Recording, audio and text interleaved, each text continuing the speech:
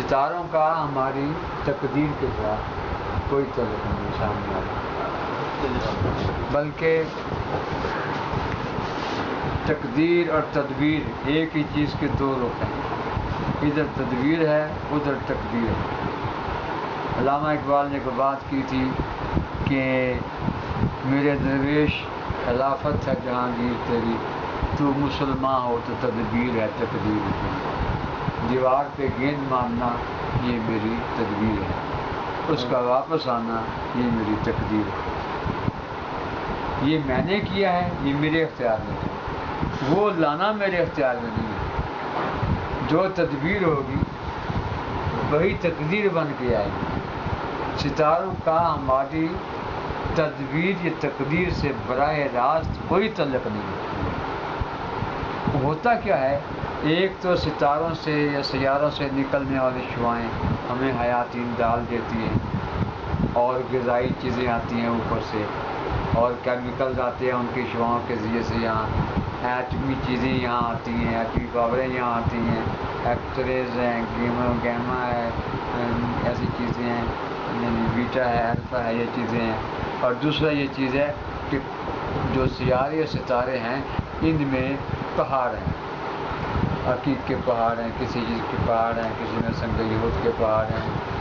اس کا مطلب کیا ہے کہ کچھ پہاڑوں کا مزاج ٹھنڈا ہوتا ہے، کچھ کا گرم ہوتا ہے، کچھ کا خشک ہوتا ہے، کچھ کا تر ہوتا ہے۔ اب ہم کرتے کیا ہیں کہ آپ میں ٹھنڈک ہے، اور ٹھنڈک کی وجہ سے آپ میں سستی ہے، اور آپ کا خون گاڑھا ہو گیا ہے، آپ کے جوڑوں میں درد ہو گیا ہے، اور سردی کے علامات ٹھنڈی کی وجہ سے ہم کیا کریں گے، دوائی تو جو میڈیسن دینی ہے، ہم آپ کو وہ انگوٹھی پہنا دیں گے اس پتھر کی جس پتھر کا مزاج گرم ہے، اس پتھر کا مزاج گرم ہے، تو روشنی کی رفتار 1,86,000 میل فی سیکنڈ ہے۔ تو ہر چیز کا اپنے اثر کے ساتھ ہر وقت تعلق رہتا ہے، ہر وقت رابطہ رہتا ہے اس ریڈیشن پاور کے ذریعے سے۔ تو وہ جو پتھر ہے چھوٹا سا، وہ بڑا ستارہ تو آپ کو انگلی پہ نہیں رکھ سکتے نا، اس کی ریڈیشنز آئیں گی، ریڈیشنز جب آئیں گی اس کی، تو اس پتھر کے ذریعے سے آپ کے جسم میں داخل ہوں گی، اور آپ کا جسم جو ہے وہ گرم ہونا شروع ہو جائے گا، خون میں تپش آنا شروع ہو جائے گی، اور پھر آپ کا خون پتلا ہونا شروع ہو جائے گا، اور پھر آپ میں خون جب دوڑے گا تو ایکٹیویٹی پیدا ہو جائے گی، چستی پیدا ہو جائے گی۔ تو اس طریقے سے آپ بیٹھے ہیں تو کھڑے ہو جائیں گے، کھڑے ہیں تو کام کرنا شروع ہو جائیں گے، جیسے تقدیر ہے تدبیر پہ آپ کہہ سکتے ہیں۔ ویسے اس کا ہمارے حالات پہ یا ہماری تدبیر پہ یا ہماری تقدیر پہ کسی بھی پتھر کا کوئی اثر نہیں ہے۔ بعض بیماریاں ایسی ہیں جہاں مرجان پیدا دیتا ہے، بعض ایسی ہیں جہاں سنگ یہود پیدا دیتا ہے، بعض ایسی ہیں جہاں لولو پیدا دیتا ہے، بعض ایسی ہیں جہاں پر کافی پتھر ہیں، کالا پتھر کام دیتا ہے۔ اللہ کہتا ہے پہاڑ ہیں، ان کے مختلف رنگ ہیں، ان پہاڑوں کے مختلف رنگ ہیں، کوئی سفید ہے، کوئی سیاہ ہے، کوئی بھورا ہے۔ تو اس کا تعلق جو ہے ہماری پوری دنیا پتہ کیا ہے، آب و گل میں مدتیں آرائے سے ہوتی رہی، تب کہیں جا کر جہاں کو آدمی حاصل ہوا۔ The man is the building of the world. انسان کیا ہے، یہ کائناتی بلڈنگ ہے، ایلیمنٹس آف دا ورلڈ۔ بلکہ یوں کہیے کہ اللہ تعالیٰ نے کائنات کے تمام ایلیمنٹس کے جوہروں کو نکال کر انسان کو بنایا، اس میں ساری کائنات کے ایلیمنٹس موجود ہیں، پوری کائنات کے، یعنی انسان کو پھیلاؤ تو کائنات بن جائے گی، اور کائنات کو سمیٹو تو انسان بن جائے گا۔ ایسے ہی قرآن پاک کو سمیٹو، پھیلاؤ تو کائنات بن جائے گی، اور کائنات کو سمیٹو تو قرآن بن جائے گا۔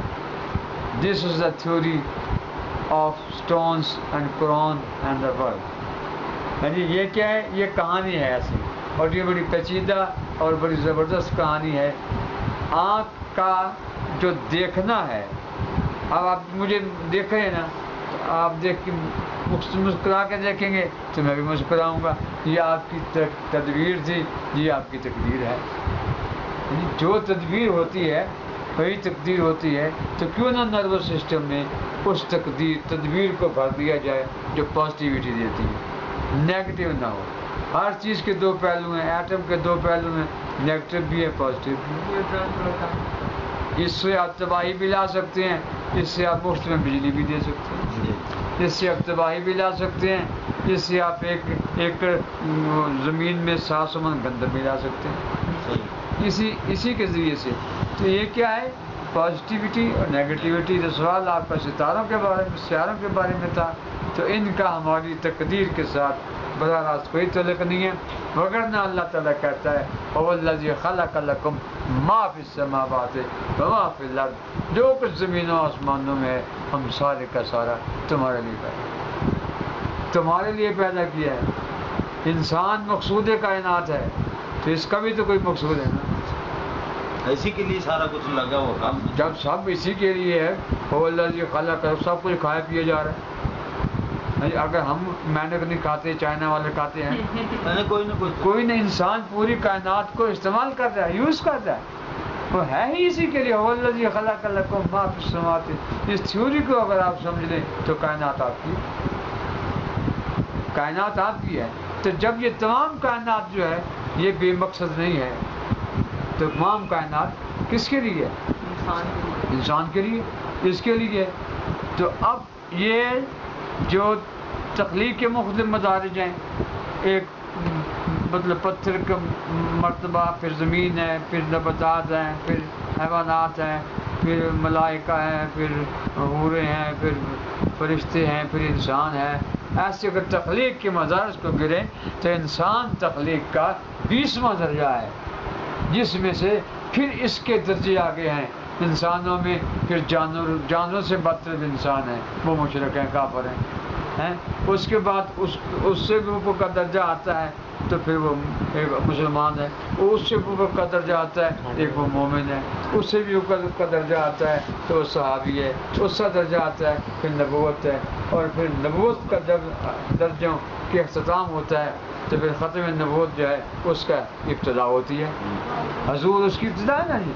تو اب آپ دیکھیں کہ جب پوری کائنات ادنا سے ادنا ہمارے لیے ہے, تو ہم جو تخلیق کا اتنا بڑا درجہ ہے کہ لقد خلقنا الانسان فی احسن تقویم, انسان حسن کی انتہا پہ بنا دیا. حسن کا قوام جب انتہا پر پہنچ گیا, then I built the man, پھر میں نے انسان کو بنایا جب یہ حسن کے انتہائی قوام پہ پہنچ گیا. ٹھیک ہے نا. تو جو حسین کائنات ہے, تمام کائنات اس سے حسین نہیں ہے, کیونکہ وہ اس کے لیے ہے. تو یہ حسین کائنات ہے, تو یہ جو سب سے زیادہ حسین ہے, کیا یہ کسی کے لیے نہیں؟ یہ بھی تو کسی کے لیے ہے.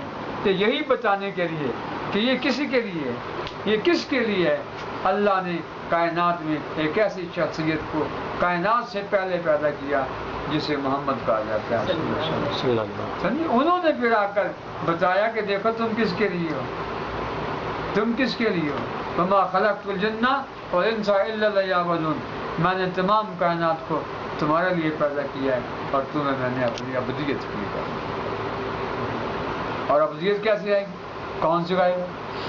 سجدہ کون سکھائے گا؟ رکوع کون سکھائے گا؟ قیام کون سکھائے گا؟ روزہ رکھنا کون سکھائے گا؟ یہ سائنٹیفک حقائق کون سکھائے گا؟ قرآن تو اشارات دے دیتا ہے, یہ زمین ہے, یہ آسمان ہے. افلا یتدبرون القرآن ام علی قلوب اقفالها, تم قرآن پاک میں غور کیوں نہیں کرتے, کیا تمہارے دلوں پر تالے لگے ہوئے ہیں؟ تو قرآن تو کہتے تدبر کرو, افلا تعقلون افلا تشکرون افلا تشکرون. کیا ہو گیا تمہیں؟ شعور جڑاؤ, عقل جڑاؤ. تو جب کبھی ہماری ہے نا, ہم قرآن کو کائنات میں تلاش کریں, اور کائنات کو قرآن میں تلاش کریں, پھر قرآن کو اپنے اندر تلاش کریں, اپنے آپ کو قرآن میں تلاش کریں. آنکھ کیسے دیکھتی ہے, کان کیسے سنتا ہے, زبان کیسے بولتی ہے, پاؤں کیسے چلتا ہے. These are in the Holy Quran. یہ تمام اصول قرآن پاک میں. ٹھیک ہے, کبھی عربی پڑھ لیتے ہیں, بس آگے کبھی غور کرتے ہیں. یہ عربی تو میں نے بھی نہیں پڑھی ہے. یہ علم وہ ہے, یہ علم وہ ہے جو اللہ تعالیٰ نروس سسٹم میں ڈال دیتا ہے. حضور کہاں سے پڑھیں؟ حضور کہاں سے پڑھیں؟ کون استاد ہے حضور کا؟ حضور استاد کائنات ہے, حضور معلم کائنات ہے.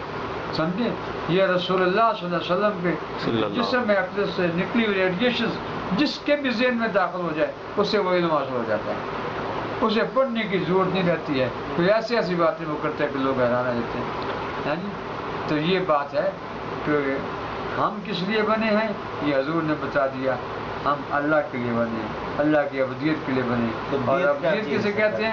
ابد ایک گھاس کا نام ہے جس میں سے خوشبو آتی ہے، اونٹ کھاتا ہے تو اس کے جسم میں خوشبو آتی ہے، اگر اونٹ نہیں کھاتی ہے تو اس کے دودھ میں سے خوشبو آتی ہے۔ تو عبد کہتے ہیں خوشبو کو، عبادت خوشبو حاصل کرنے کا ذریعہ، عابد خوشبو حاصل کرنے والا، معبود جس کی خوشبو حاصل کرنی ہے، ٹھیک ہے نا؟ اب خوشبو کس کی حاصل کرنی ہے؟ اللہ کی، مگر کیسے ملے گی؟